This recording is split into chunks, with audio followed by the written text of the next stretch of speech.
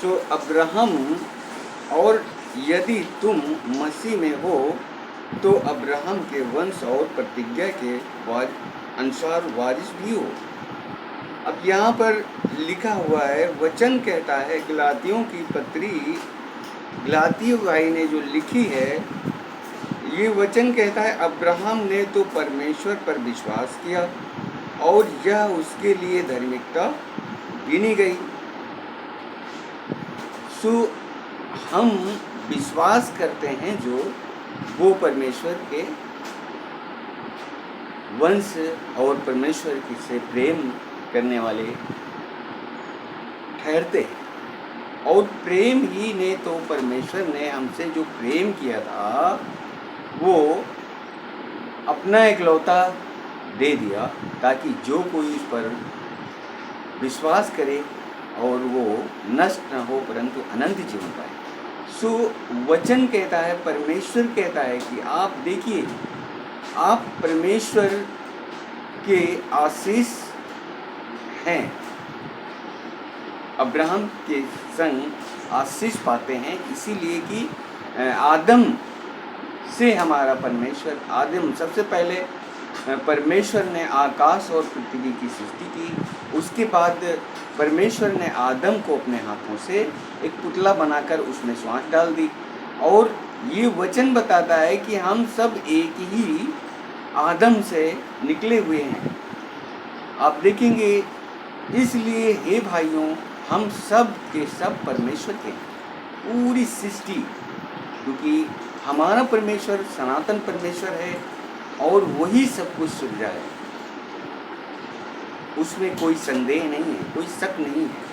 और जो हम शक करने वाले हैं, जो शक करते हैं, जो संदेह करते हैं, वे इसलिए करते हैं कि वो पाप में जीना चाहते हैं, क्योंकि पाप उनके लिए आनंद है। लेकिन आज कोई पाप मुक्त जीवन नहीं जीना चाहता है, और जो जीना चाहते हैं वो हमारे प्रभु परमेश्वर के पास आते हैं, मसीह यीशु करके उनके पास आते हैं और अपने जीवन को परमेश्वर को देते हैं, और परमेश्वर उनका जीवन एक सही रास्ते से चलाते हैं। क्योंकि सही जीवन क्या है? हमें यहाँ लिखा है, पवित्र शास्त्र कहता है कि तुम झूठ न बोलना, तुम चोरी न करना, तुम हत्या न करना, तुम व्यभिचार न करना, ये आज्ञा है परमेश्वर। और यही कोई करना छोड़ना नहीं चाहता, क्योंकि परमेश्वर ज्योति है, और ज्योति में जब कोई आता है तो उसके पाप क्या होते हैं? प्रकट होते हैं।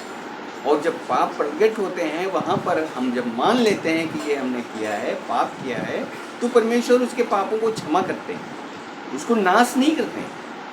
जैसा कि पुराने नियम में परमेश्वर ने के समझ कहा गया था कि परमेश्वर पापियों को नाश करता है, लेकिन परमेश्वर पापियों को नाश नहीं करता है। अब जब यीशु मसीह को अपने बेटे को दे दिया तो इसीलिए कि हमें माफ़ करे, क्षमा करे। अगर वो नाश करे तो कोई नहीं बचेगा, सबको नाश कर देगा, क्योंकि परमेश्वर आदम को सबसे पहले बनाया था। और ये जो है आदम, जो हमारे पूर्वज हैं, जो हमारे पिता ही हैं, हम उन्हीं से आए हैं और सारा संसार उन्हीं से आया है, तो फिर हम सब पापी हैं।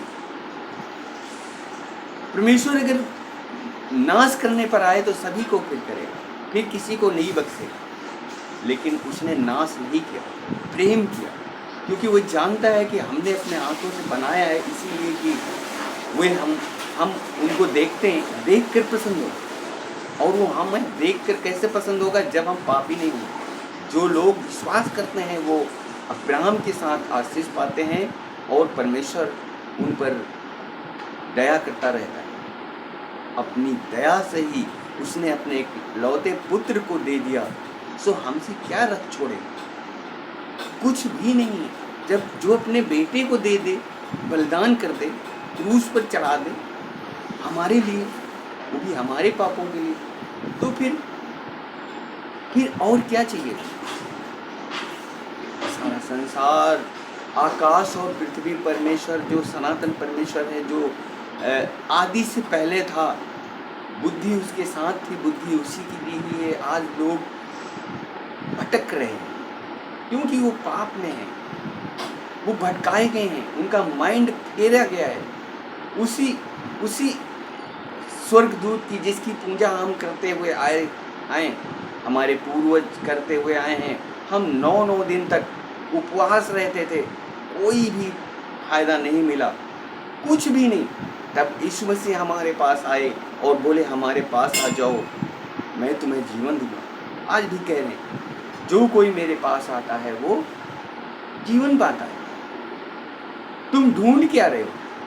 तुम ढूंढते ही नहीं हो और तुम मांगते ही नहीं हो। परमेश्वर ने कहा मांगो तो तुम्हें दिया जाएगा, ढूंढो तो तुम पाओगे। सो मेरा परमेश्वर बहुत महान परमेश्वर है, शक्तिमान है। हम इसलिए उसका धन्यवाद करते हैं और हम चाहते हैं कि हमारे भाई बहन जो भी हैं वो सब परमेश्वर को ढूंढ कर, अब आपको ढूंढना नहीं है, आपको बताया जा रहा है, खोज किया गया है। परमेश्वर स्वयं मिलता है, स्वयं आपके पास आता है, आ रहा है।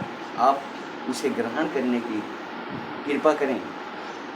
मैं यही चाहता हूँ मेरे भाइयों, थैंक्स करता हूँ जीसस का कि उसने हमें और आप सबको क्षमा किया है, अपने आप को बलिदान किया है। अब हमें कोई बलिदान देने की ज़रूरत नहीं है। थैंक्स जीसस को फादर, राजाओं के राजा। लाइक करें, सब्सक्राइब करें एंड शेयर करें और बेल आइकन प्रेस कर दीजिए। ऐसे ही भारतीय वेद प्रार्थना जुड़े रहिए। आमीन।